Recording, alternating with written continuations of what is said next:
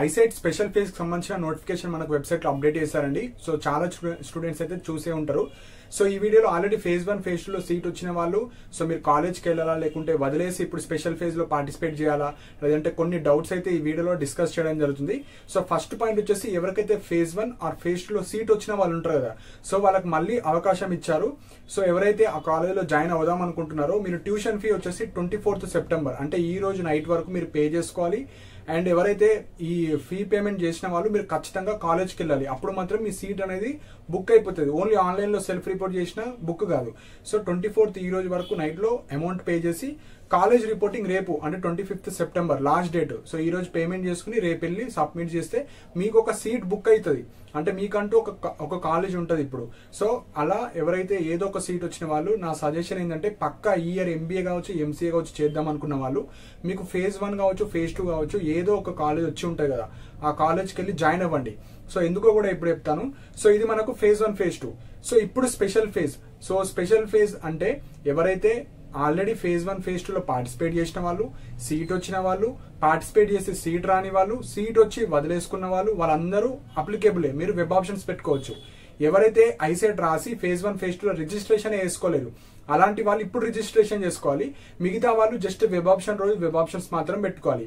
So ఇక్కడ registration and slot booking వచ్చేసి కొత్త వాళ్ళకు, న్యూ పర్సన్స్ అంటే ఇప్పటి వరకు రిజిస్ట్రేషన్ వేసుకోలేరు వాళ్ళకు 5th అక్టోబర్. సో ఒక రోజు మాత్రమే ఇచ్చారు. మీ సర్టిఫికెట్స్ అన్ని అప్లోడ్ చేసి మీ స్లాట్ బుక్ చేసుకోవాలి సర్టిఫికేట్ వెరిఫికేషన్ కి.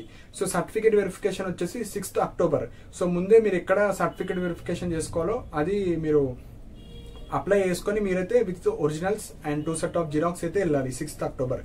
సో 6th అక్టోబర్ తర్వాత వెబ్ ఆప్షన్స్ కి ఛాన్సెస్ ఇస్తారు.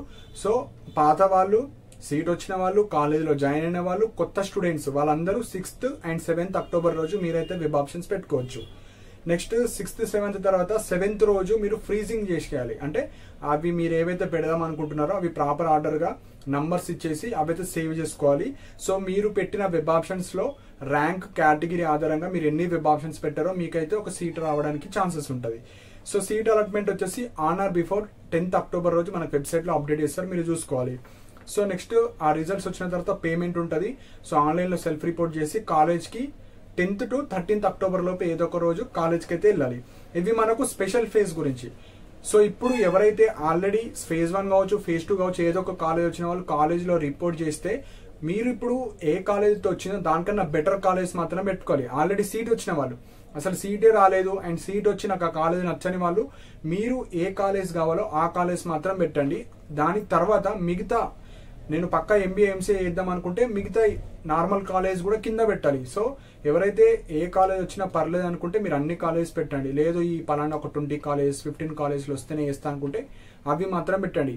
సో ఇది special phase. So special phase లో రాకపోతే మళ్ళీ స్పాట్ అడ్మిషన్స్ ఉంటుంది. సో స్పాట్ అడ్మిషన్స్ లో మీకు 13th తర్వాత మీకు నోటిఫికేషన్ వస్తుంది. అప్పుడు ఓన్లీ ప్రైవేట్ కాలేజ్ లోనే ఉంటుంది మనకు కౌన్సిలింగ్. స్పెషల్ ఫేజ్ లో గవర్నమెంట్ కాలేజ్ కావచ్చు అన్ని కాలేజ్లో ఉంటాయి.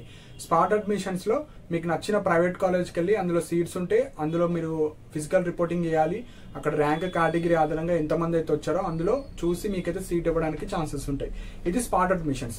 సో స్పాట్ అడ్మిషన్స్ లో ఒక డిసడ్వాంటేజ్ ఏంటంటే ఎలాంటి ఫీజు రియంబర్స్మెంట్ ఉండదు, కంప్లీట్ ఫీజు మీరే పేమెంట్ చేసుకోవాలి. సో ఇది స్పాట్ అడ్మిషన్స్ గురించి. సో స్పెషల్ ఫేజ్ లో వస్తే ఫీజు రియంబర్స్మెంట్ కావచ్చు అన్ని వస్తాయి. సో మీకు ఫేజ్ 1 ఫేజ్ 2 ఏ విధంగా ఉంటుందో స్పెషల్ ఫేజ్ కూడా ఈక్వల్ టు ఫేజెస్ ఓన్లీ, అంటే ఫేజ్ 3 లాగానేది. స్పాట్ అడ్మిషన్స్ లో ఎలాంటి ఫీజు రియంబర్స్మెంట్ రాదు, కంప్లీట్ ఫీ స్ట్రక్చర్ మీరే పే చేసుకోవాలి. సో ఇవి ఇంపార్టెంట్ పాయింట్స్ అండి. సో ఎవరైతే ఫేజ్ 1 కావచ్చు ఫేజ్ 2 కావచ్చు ఏదో ఒక సీట్ వస్తే ఫస్ట్ అందులో జాయిన్ అవ్వండి.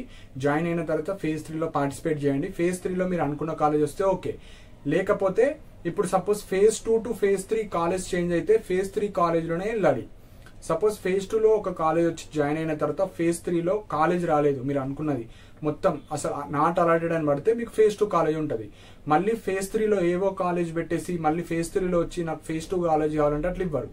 సో ప్రాపర్ గా వెబ్ ఆప్షన్స్ యూటిలైజ్ చేసుకోండి. సో ఫేజ్ 2 ఆర్ ఫేజ్ 1 లో సీట్ వచ్చి కాలేజీలో వెళ్ళిన వాళ్ళు మీకు ఈ కాలేజ్ కన్నా బెటర్ కాలేజ్ మాత్రం పెట్టాలి. మీకు 3 కాలేజీలు బెటర్ అనుకుంటే 3 పెట్టండి, 10 కాలేజ్ బెటర్ అనుకుంటే 10. అంటే అందులో ఎక్కడ వచ్చినా వెళ్ళేటట్టు ఉంటేనే అవి పెట్టాలి. ఏవో ర్యాండమ్ గా పెట్టి మళ్ళీ నాకు ఆ కాలేజ్ నాకు ఇంట్రెస్ట్ లేదు నాకు నచ్చలేదు అంటే ఇప్పుడు ఫేజ్ 2 కాలేజ్ ఆటోమేటిక్ గా డిలీట్ అయిపోతుంది. సపోజ్ మీరు పెట్టిన దాంట్లో సీట్ రాలేదు, ఎక్కడ కూడా వేకెన్సీ లేకపోతే ఫేజ్ 2 కాలేజ్ ఉంటుంది. సో ఆల్రెడీ సీట్ వచ్చిన వాళ్ళకు ఉంటే పాత కాలేజ్ ఉంటుంది, చేంజ్ అయితే కొత్త కాలేజ్ ఉంటుంది. అసలు ఫేజ్ 1 ఫేజ్ 2 సీట్ రాలేని వాళ్ళకు మీరు ఎక్కువ కాలేజ్ పెట్టాలి. మీకు మీరు పెట్టిన కాలేజీలో మీ ర్యాంక్ బాగుంటే మీకైతే సీట్ రావడానికి ఛాన్స్ ఉంటుంది. సీట్ రాని వాళ్ళు మీరు స్పాట్ అడ్మిషన్స్ కి మీకు నచ్చిన ప్రైవేట్ కాలేజ్లో వెళ్ళి అడ్మిషన్ అయితే తీసుకోవచ్చు. సో ఇవి ఇంపార్టెంట్ పాయింట్స్ అండి. సో మీకు ఏమైనా డౌట్స్ ఉంటే కింద కమెంట్ సెక్షన్ మెన్షన్ చేయండి.